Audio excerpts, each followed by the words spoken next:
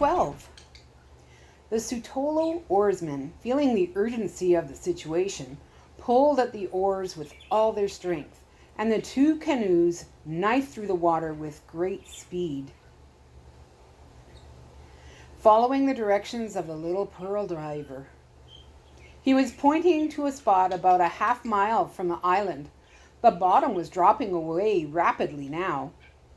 Lieutenant Adams hollered instructions to Bad Dave, Dr. Cooper, and Jay, and they all got into their diving gear, strapping on the air tanks, adjusting their diving masks, cinching up their flippers, preparing to go under. Adams had the key to the pod hatch tied to his wrist, ready for use. Dr. Cooper checked his mask and mouthpiece and then instructed Mrs. Flaherty. The rebels can't be too far away. You'll have to remain above as a lookout.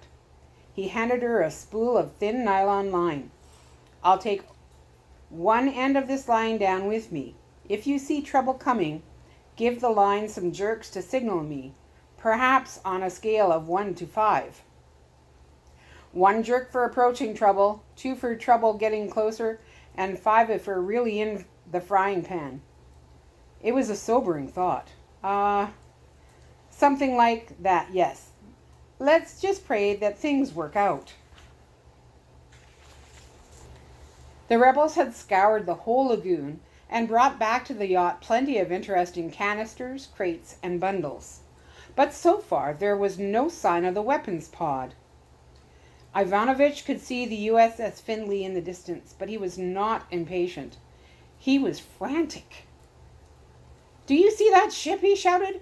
"Our hostages will not be effective forever. We are in a race to find that pod and escape from here before more American forces arrive. Widen the search area. Go further south, beyond the lagoon. Perhaps the current has carried more debris that direction."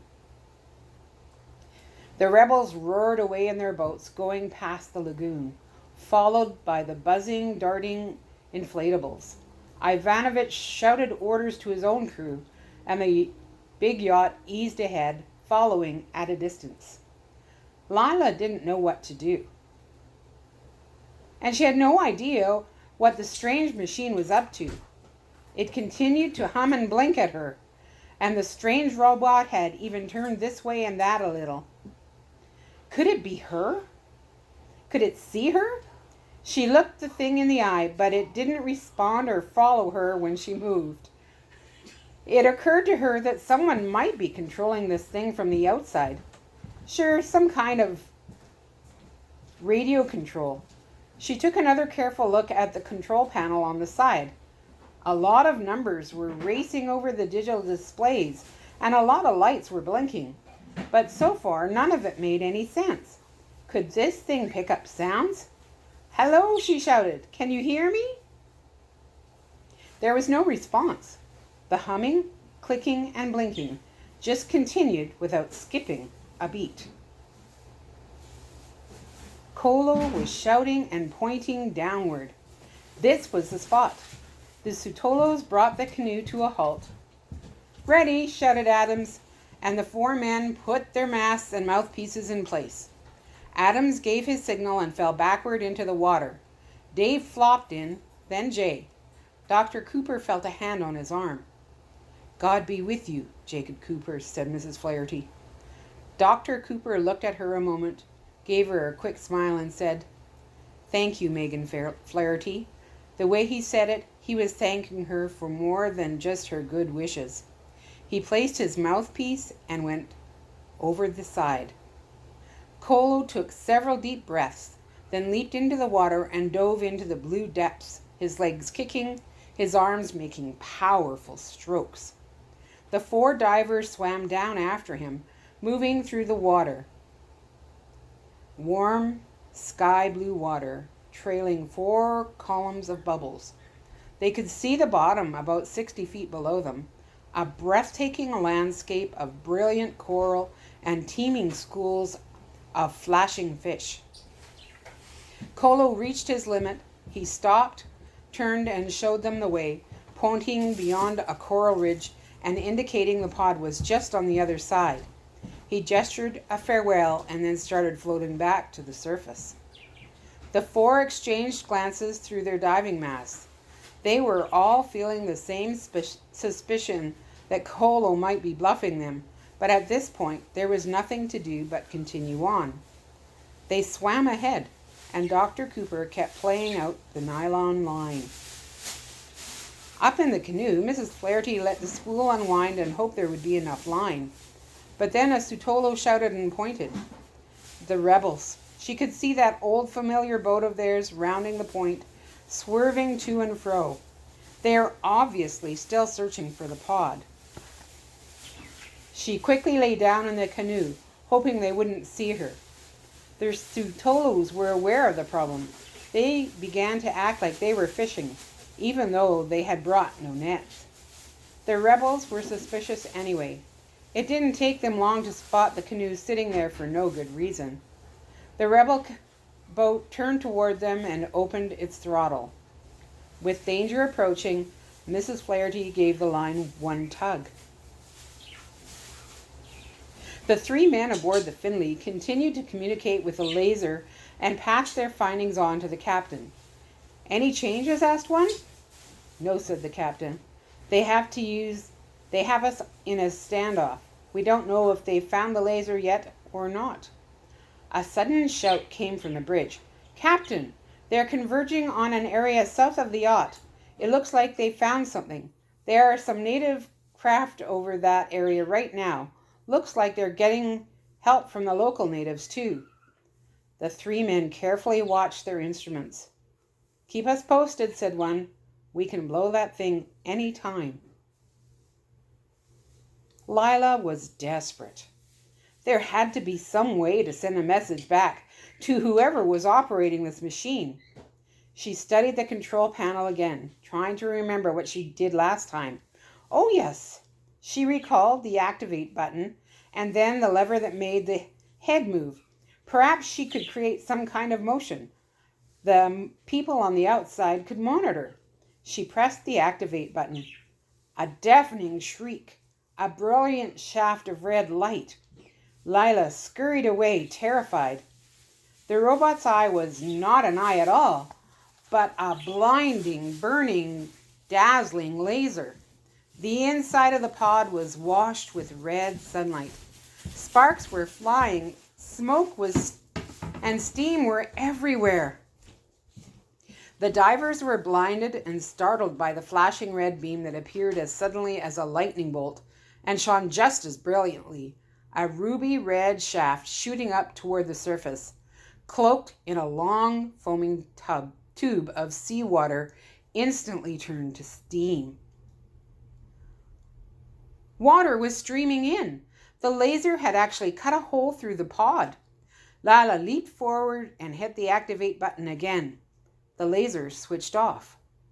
But too late.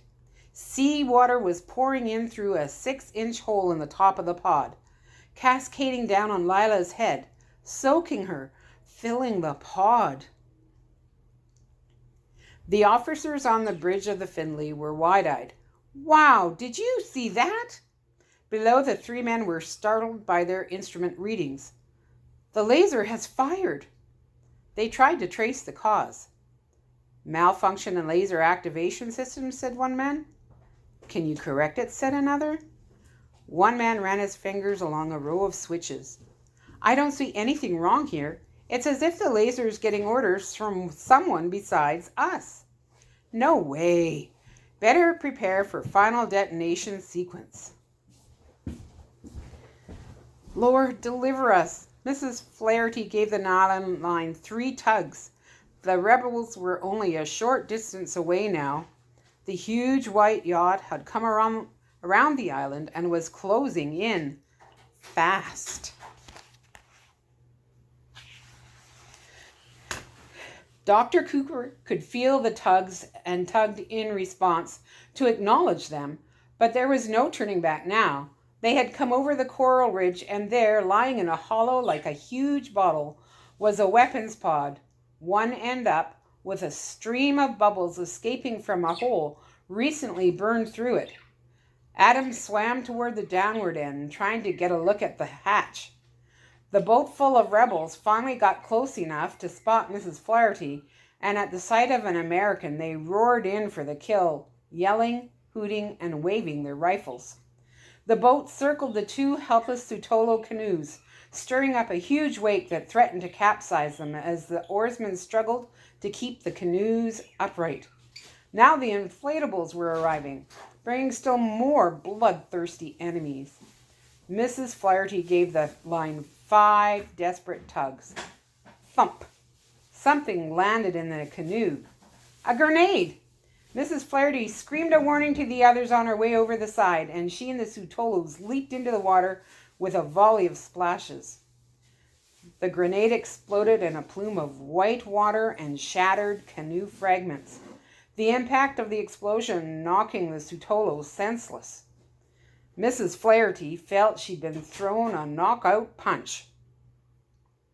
She slipped in and out of consciousness, dazed, dizzy, her head spinning, her ears ringing. She tried to find the surface, but she couldn't even tell up from down. Then her head broke the surface and she gasped in some air. She heard shots and bullets ripped into the water only inches from her head. She dove under the surface again. She could see the bullets zipping around her, tracing thin strings of bubbles as they cut through the water. She looked below for the divers, but couldn't see them. Ivanovich screamed orders to his crew, and the helmsman opened the throttle wide. The big yacht cut through the water, its sharp white bow aimed for the watery grave of that weapons pod. Dr. Cooper and the others heard a splashing commotion right over their heads and looked up to see a dozen divers plunging into the water. Some were carrying metal cutting torches. Many had knives and were ready for a fight. Strong, burly arms grabbed Mrs. Flaherty from behind. She kicked and struggled, but it was no use. The rebel diver was pulling her down, waving a knife in her face. She surrendered and even raised her hands to say so. He shoved his mouthpiece into her mouth. She took some deep breaths and gave it back. He nodded his approval of her wise behavior. Another diver brought a spare tank and handed it to her. She began breathing from it.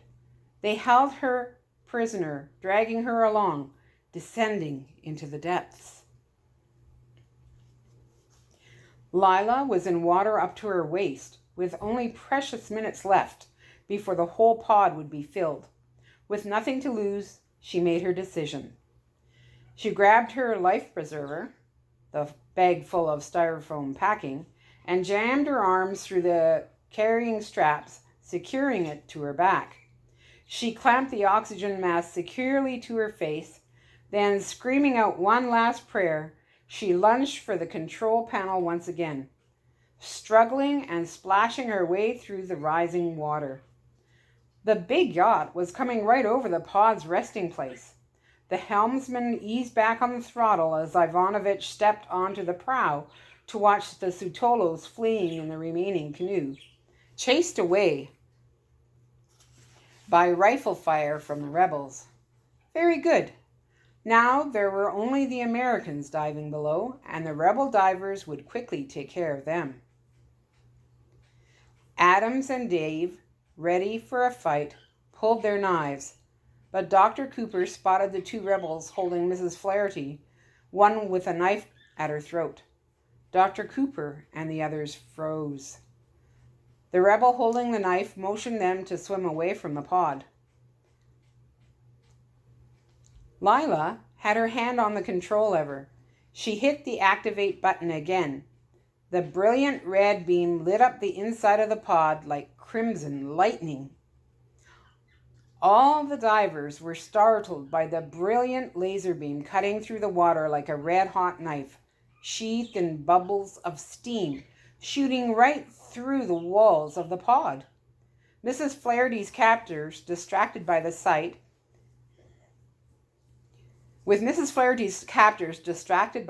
she grabbed the opportunity and one man's mask, tearing it from his face. He grabbed for it, which meant he had to let go of her. She unclipped his weight belt and he began to float upward, still trying to recover his mask. The other man still held her and plunged the knife toward her. She barely managed to twist his wrist and the knife away, getting his arm into a judo hold. Now she was in a thrashing, kicking, wriggling fight for control of that blade. Lila squinted in the brilliant light. She moved the control lever and the robot head began to rotate. The laser beam began to sweep across the pod like a cutting torch. A sheet of water streamed in through the ever-lengthening cut. The water quickly rose to Lila's neck.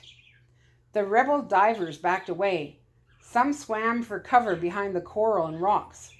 Adams and Dave swam to the ocean floor and remained there, watching that beam sweeping in a deadly arc. First pointing to one side, then rising, shooting toward the surface. Then they saw Mrs. Flaherty and her assailant struggling, kicking, churning up the water, grappling with each other right in the path of that approaching beam. Ivanovich heard his men screaming before he saw the laser beam himself. Suddenly, off to his left, a red thread of light as brilliant as the sun angled up out of the water, rising, steeper and steeper, piercing the ocean, then the sky. High above, thin clouds dissolved as the beam burned a hole right through them. Lila tried to hold her head above the water as she pushed the lever, forcing the laser to keep rotating.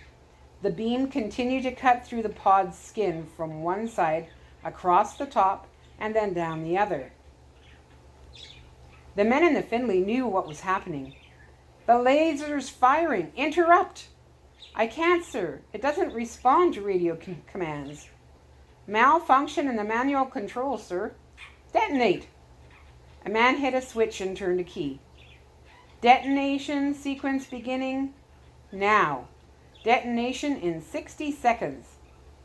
Dr. Cooper kicked and stroked through the water and reached Mrs. Flaherty just in time, jerking both her and the rebel out of the way as the crimson beam swept right by them, heating the water enough to scald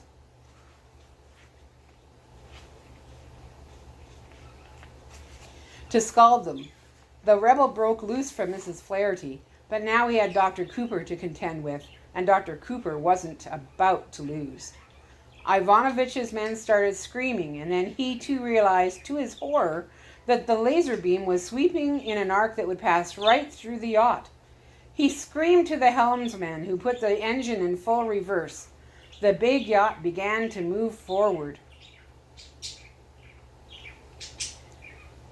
It began to move backward, because he put it in reverse. Dr. Cooper broke the rebel's arm, and the knife tumbled to the ocean floor. The rebel backed off, holding his hand out pleadingly. He'd had enough. Dr. Cooper let him go and checked on Mrs. Flaherty. She was all right, and grabbed his hand in gratitude. The water covered Lila now, and it was rapidly heating up from the laser beam. Before too long, it would cook her. The laser had almost circled the pod.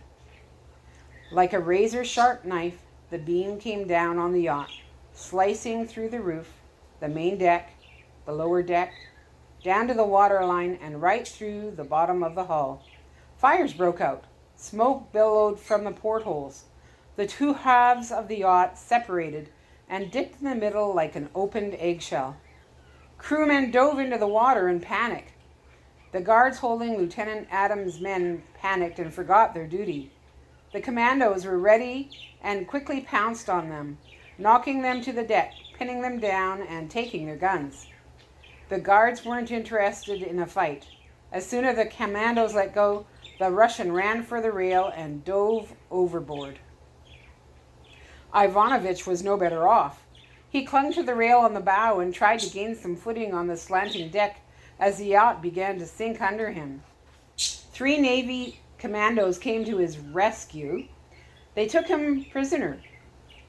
Lila felt a terrific shudder and heard a metallic grating noise.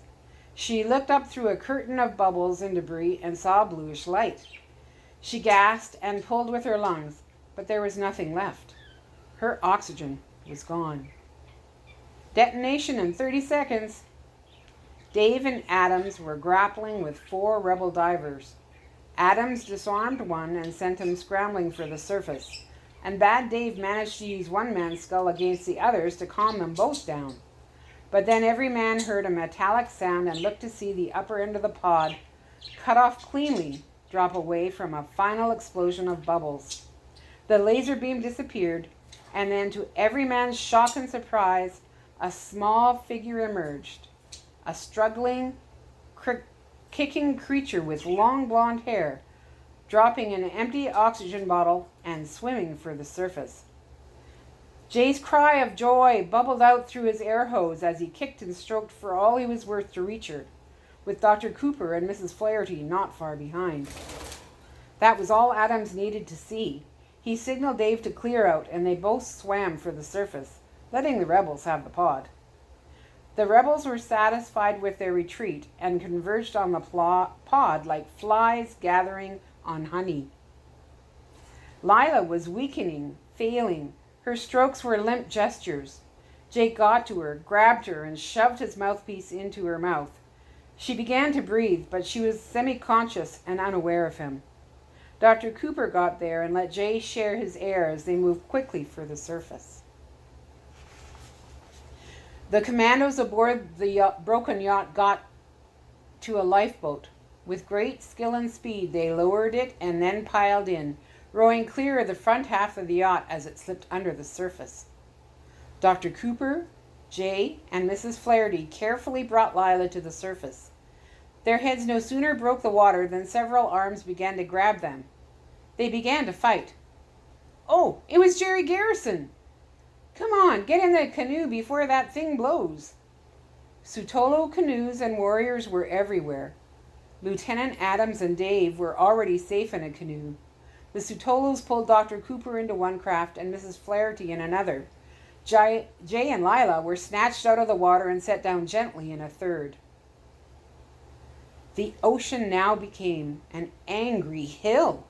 Suddenly, with a thunderous roar, a mountain of water rose from deep below, exploding in a vast pillar of white foam and spray. Waves washed over the canoes and soaked everyone. The Ch12s barely kept the canoes from capsizing. The ocean boiled, and foamed as rocks, coral, fish, and mud churned up from the bottom and swirled all around the canoes. On the shore, fierce waves lapped the beach again and again. So much for the laser snatchers down there, said Adams. Captain, the chopper reports, our men are safe. They've also spotted Adams and native vessels with some American civilians. All right, let's move in and pick them up.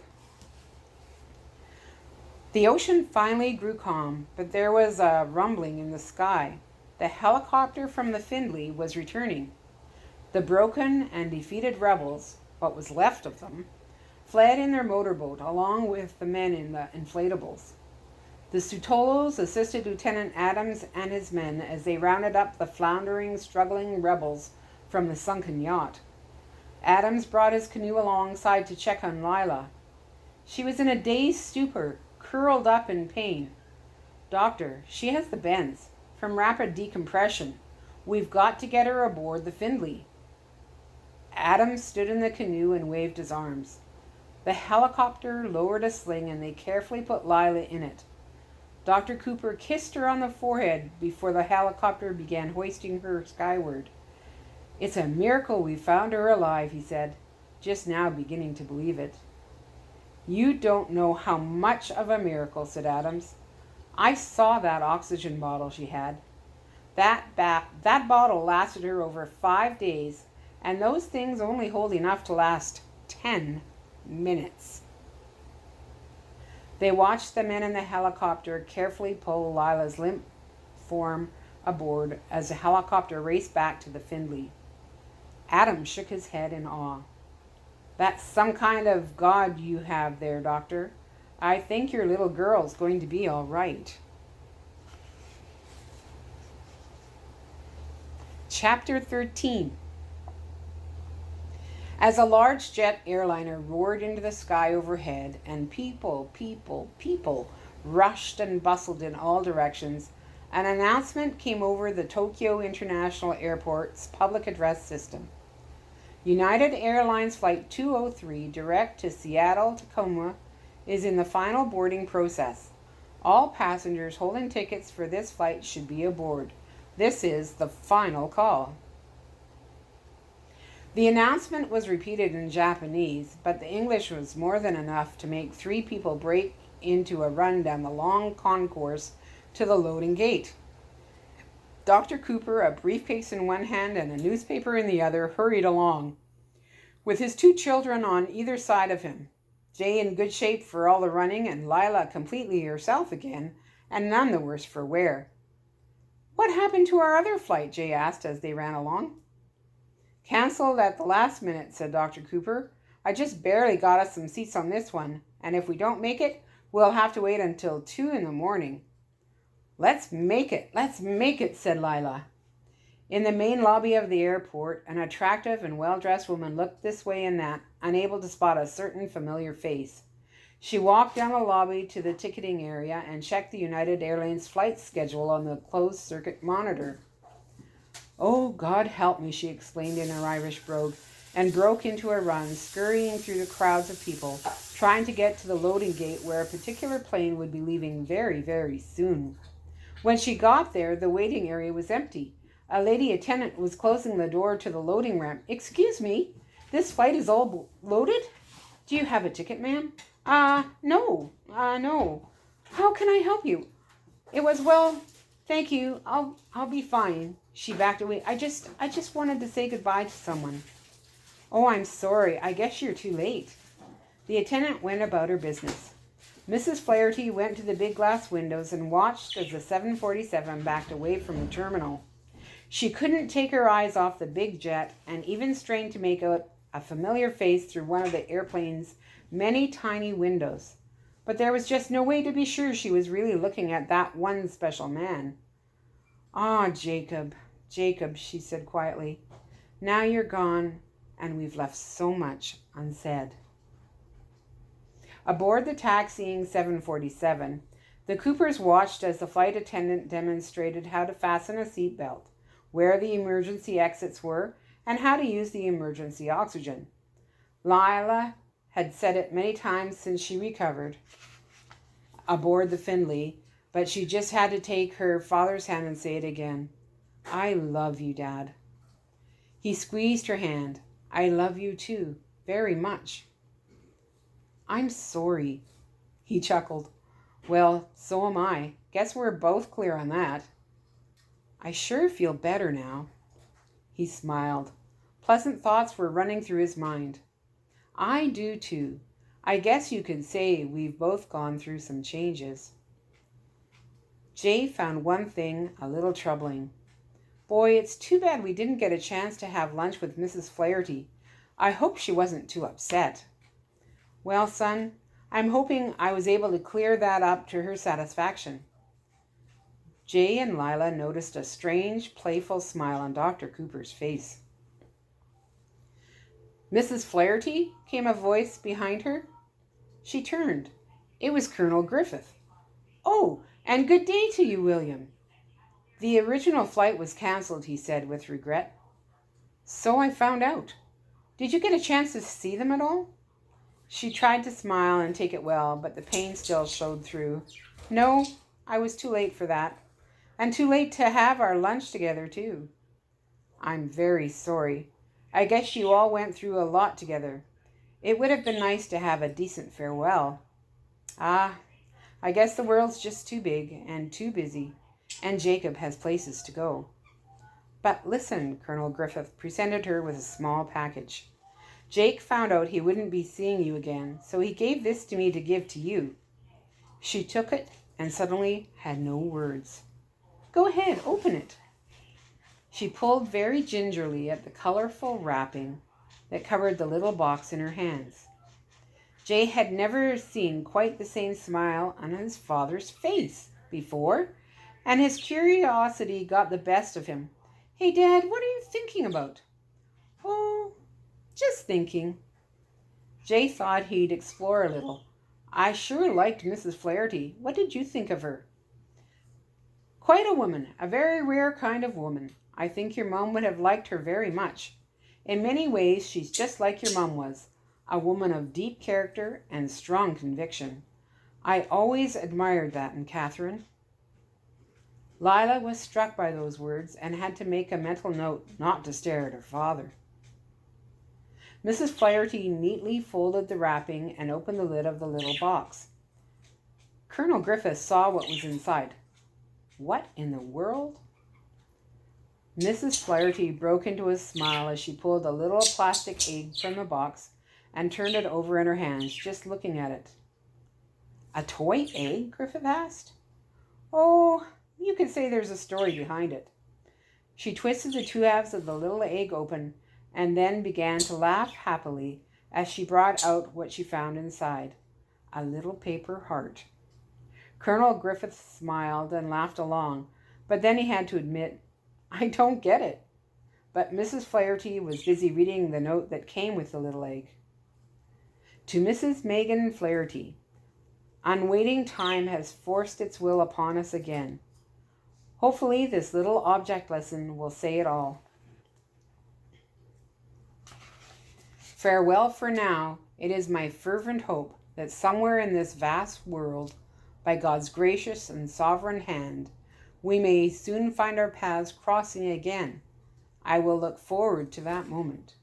Until then, I remain sincerely yours, Jacob R. Cooper, Ph.D. The roar of a jet shook the building with its dull rumble, and Mrs. Flaherty looked skyward. The 747 was soaring into the air, heading for home. She smiled and gave a little wave. Thank you, Jacob Cooper. Now nothing's unsaid. You've taken good care of that. She was ready to share an explanation with the puzzled Colonel Griffith. Jacob is a clever man, William. He knows how to say things so only the right person knows what he's saying. See here? His heart used to be in a shell, but then I opened it. Now his heart's free of the shell, and... Griffith smiled in ventures, and he's given it to you. She looked just a little shocked and unconsciously clutched the package to her heart. William, dare I think it? The plane climbed to altitude and achieved level flight. The seatbelt signs turned off and everyone relaxed. Lila was so quiet Dr. Cooper had to ask, Are you all right? She looked at him and was almost afraid to say it. You never talked about Mum before. He touched her cheek and looked at her a long moment. Then with a new light in his eyes, he said, Then let three of them, for hours on end, high over the Pacific, bound for home. And that is the end of Trapped at the Bottom of the Sea. I hope you enjoyed it as much as I did.